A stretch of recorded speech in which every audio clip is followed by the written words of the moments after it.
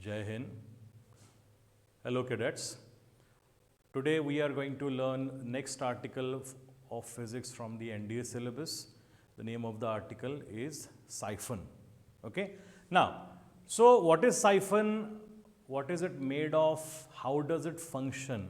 And where are the applications? How do we use it? Where do we use it? Okay. First, any pipe is potentially a siphon. Any pipe, okay, is potentially a siphon, or it can be used as a siphon. Now, it primarily works on the principle that atmospheric air pressure acts on each and every object which is there on the surface of the earth. Like for example, the atmospheric air pressure right now is acting on my body also, on every object that is around me in my vicinity, and it exerts a force on that object, and that force is perpendicular to the surface of that object.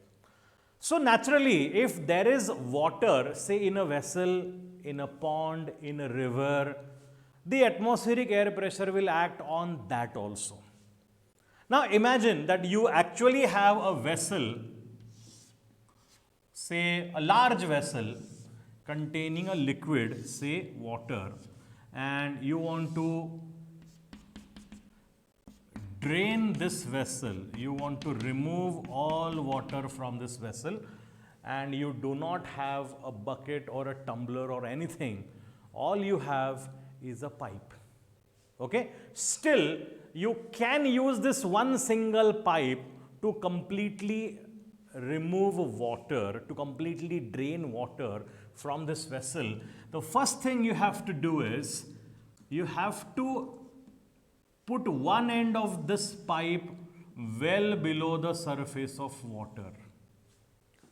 The other end should be here, open to atmosphere, and you can put the other end wherever you want the water to drain off or drain out. And you have your siphon. Okay?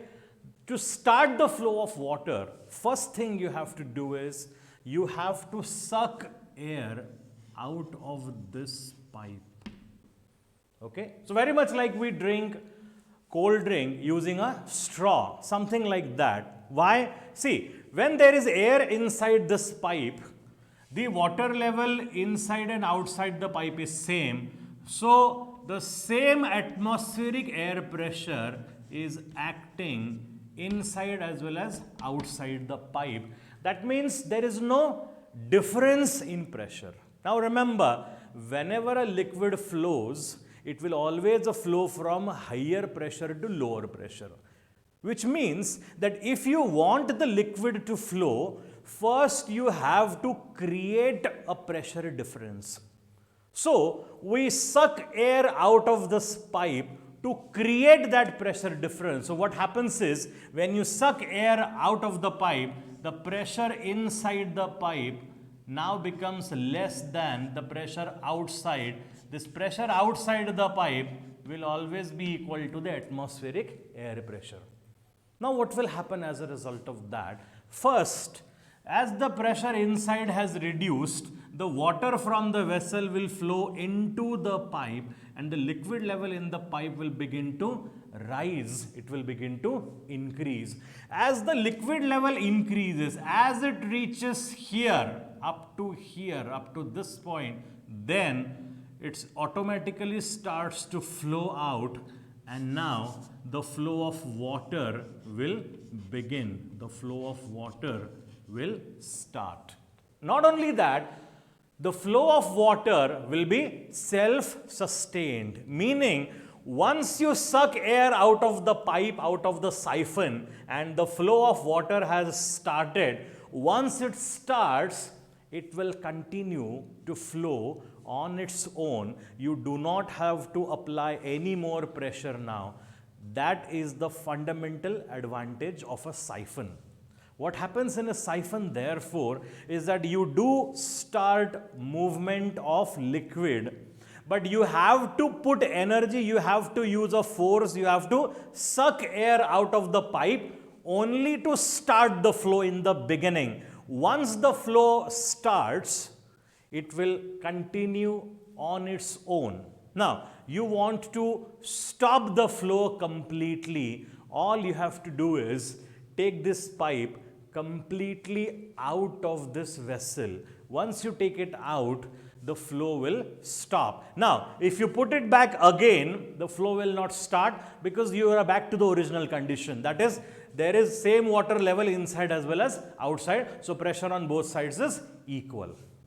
Okay. So, that is how basically a siphon is able to work, is able to function, is able to produce a flow of any given liquid. Now, the limitation on siphon, okay, the limitation on siphon is that of this height,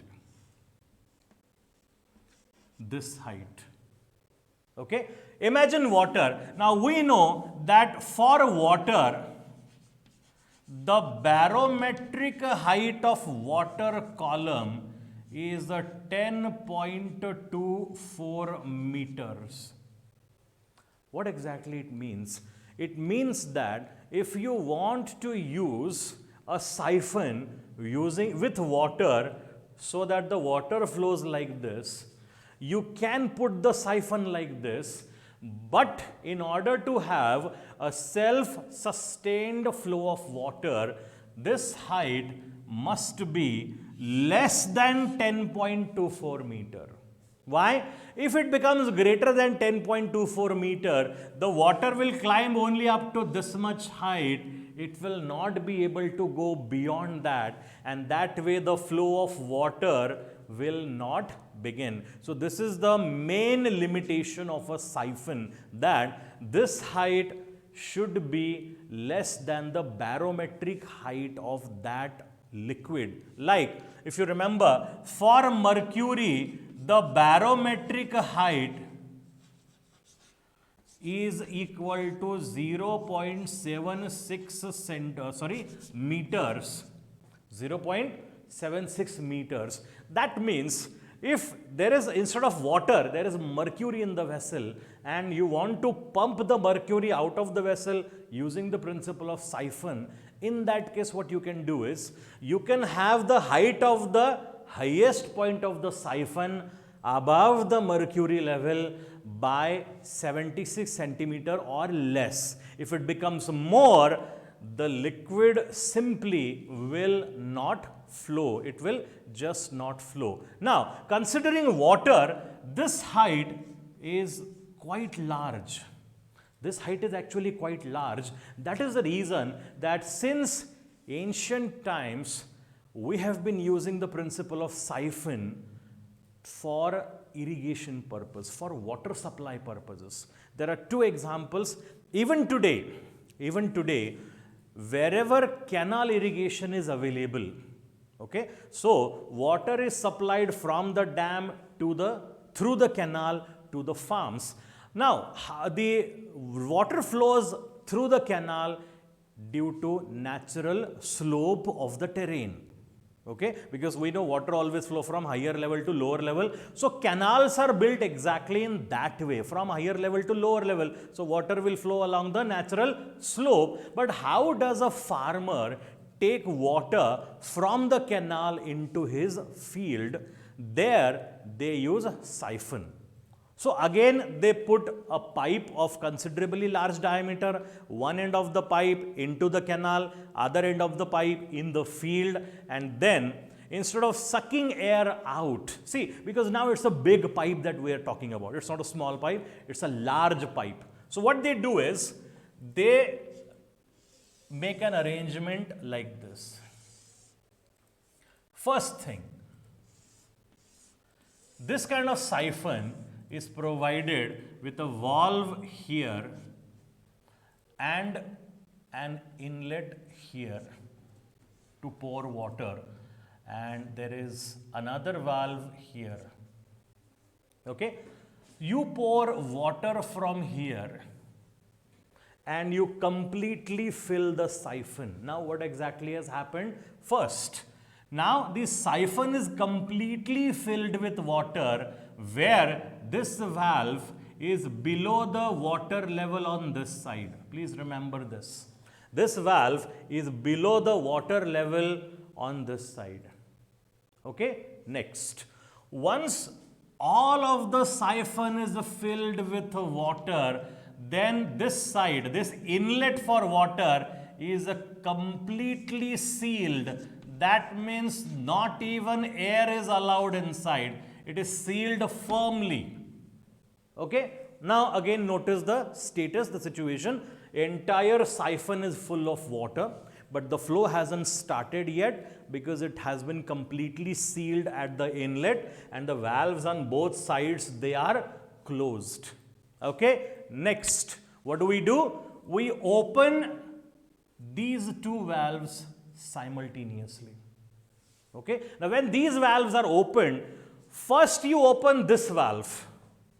So water will try to flow out, but because the air has no passage in, it cannot flow in.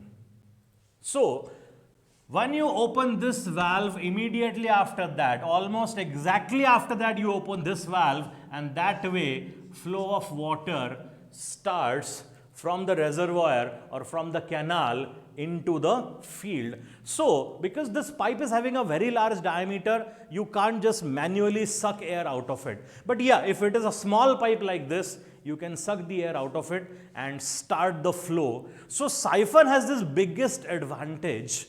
You do not require any special device, any electricity or any other form of energy is not required to start and maintain the flow of liquid in a siphon. Okay? All right. That is all. Thank you.